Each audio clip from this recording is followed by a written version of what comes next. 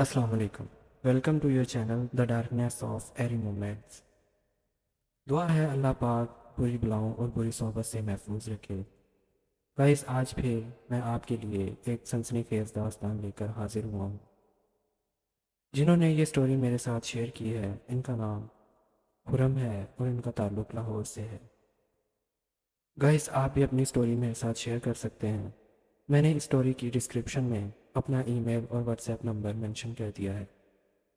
آپ کو جیسے ایزی لگے ویسے اپنی سٹوری میرے ساتھ شیئر کر سکتے ہیں. یہ سٹوری بہت ہانٹیڈ اور انٹرسٹنگ ہے، لیکن سٹوری شروع کرنے سے پہلے آپ سے گزارش ہے کہ 3 بار آیت الکرسی پڑھ کر اپنے اوپر دم کر لیں.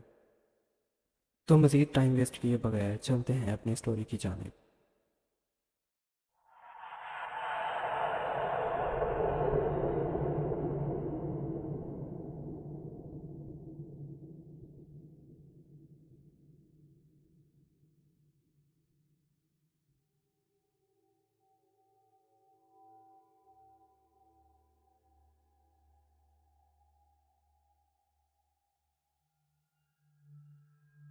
میرا نام خرم ہے اور میں پوئٹری سپلائر ہوں. میں نے حال ہی میں آپ کے چینل کو سننا شروع کیا ہے اور آپ کی کہانیاں ہمیشہ سبق آموز ہوتی ہیں. آپ کی محنت اور لگن ہر کہانی میں بہتر سے بہترین ہوتی جا رہی ہے.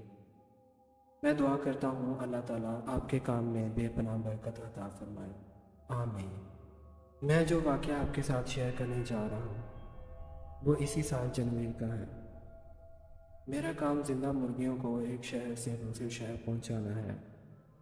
کبھی لاہور سے ساہیوال، کبھی لاہور سے میاں چنو، تو کبھی لاہور سے چچاوتنی، یعنی لاہور سے مال لوڈ کر کے مختلف علاقوں میں جا کر اسے ان لوڈ کروانا ہوتا ہے. ہمیں راتوں رات مال کو لوڈ کروا کر منزل پر پہنچنا ہوتا ہے. عام طور پر ہم موٹر وے کے راستے سفر کرتے ہیں، لیکن اگر کبھی آرڈر قریبی علاقوں میں ہو تو میں جی ٹی روڈ کا انتخاب کرتا ہوں. جنوری کی سخت سردیاں تھیں اور دھند اپنے عروج پر تھی. مجھے ساہیوال کے لیے ایک آرڈر ملا، لیکن موٹر وے دھند کی وجہ سے بند تھا، اس لیے مجھے جی ٹی روڈ سے جانا پڑا.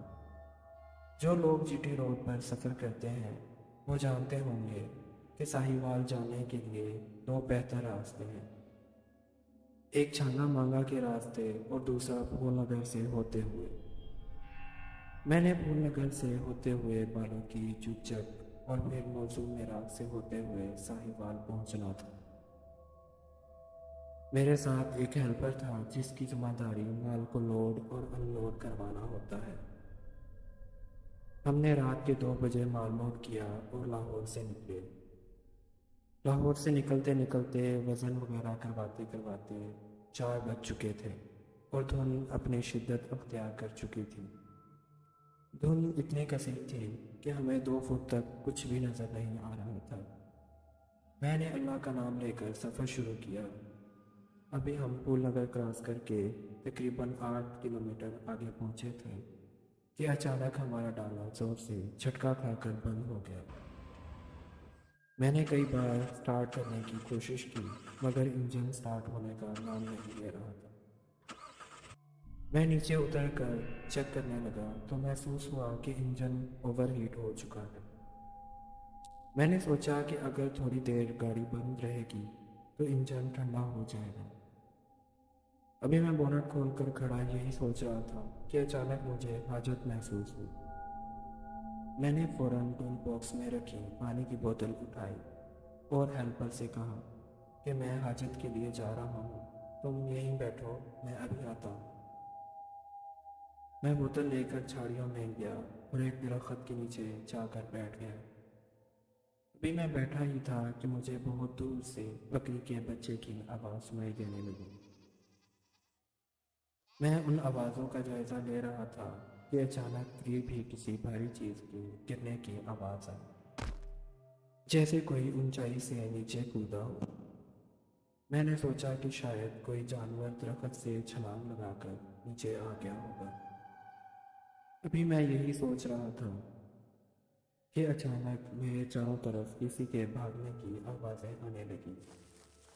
جیسے کوئی میرے ارد گرد تیزی سے دوڑ رہا ہو۔ جھاڑیوں کی وجہ سے ہر حرکت کی آواز واضح طور پر سنائی دے رہی تھی۔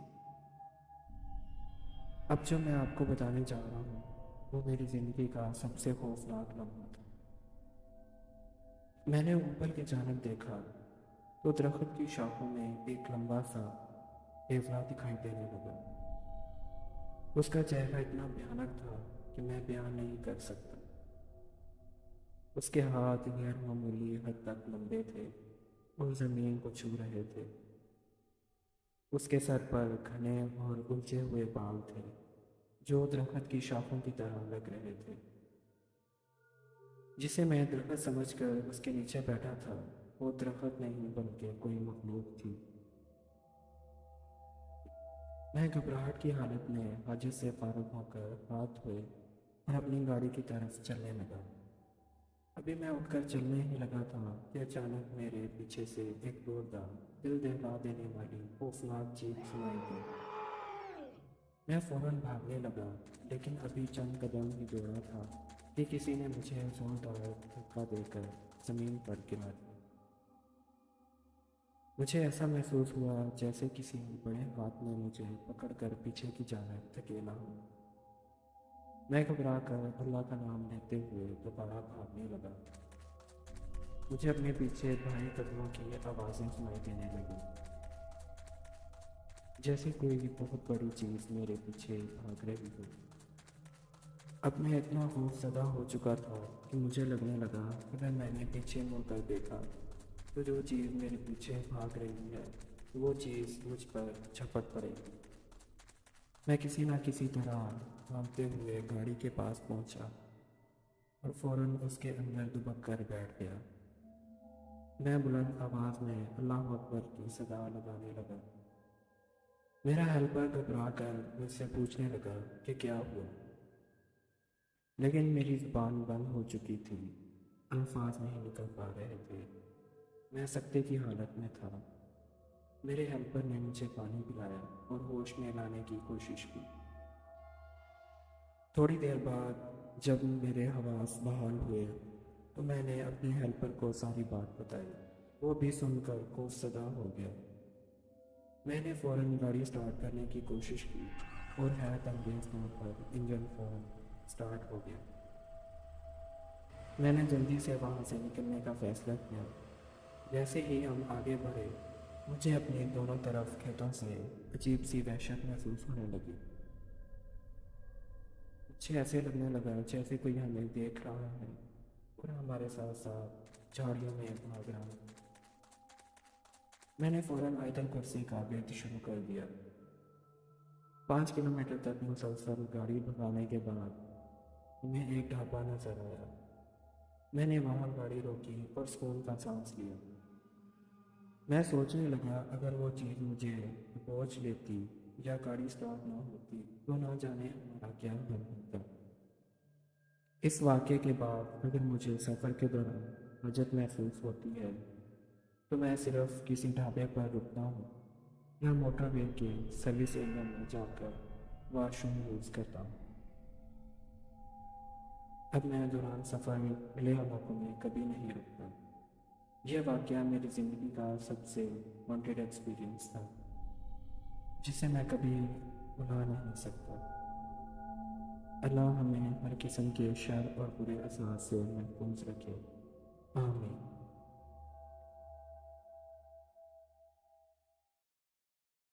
اسٹوری شیئر کرنے کے لیے آپ کا بے حد شکر گزار ہوں۔ آپ کی اسٹوری بہت انٹرسٹنگ اور ہوریفائنگ تھی۔ اللہ پاک آپ کو اپنے حفظ و ایمان میں رکھے۔ گائز، آپ سب کو اسٹوری کیسی لگی کمنٹس میں لازمی بتائیے گا۔ اس چینل کو سبسکرائب اور بیل آئیکن پریس کر دیں۔ اس سے یہ ہوگا کہ آپ اس چینل کی فیملی کا حصہ بن جائیں گے اور میری ہر اپڈیٹڈ اسٹوری سب سے پہلے آپ تک پہنچ جائے گی۔ اب مجھے دیجیے اجازت، انشاءاللہ آپ سب کے لیے ایک اور سنسنی خیز کہانی لے کر دوبارہ حاضر ہوں گا۔ تب تک اپنا اور اپنے گھر والوں کا خیال رکھیے گا اور مجھے اپنی دعاؤں میں یاد رکھیے گا۔ اللہ حافظ۔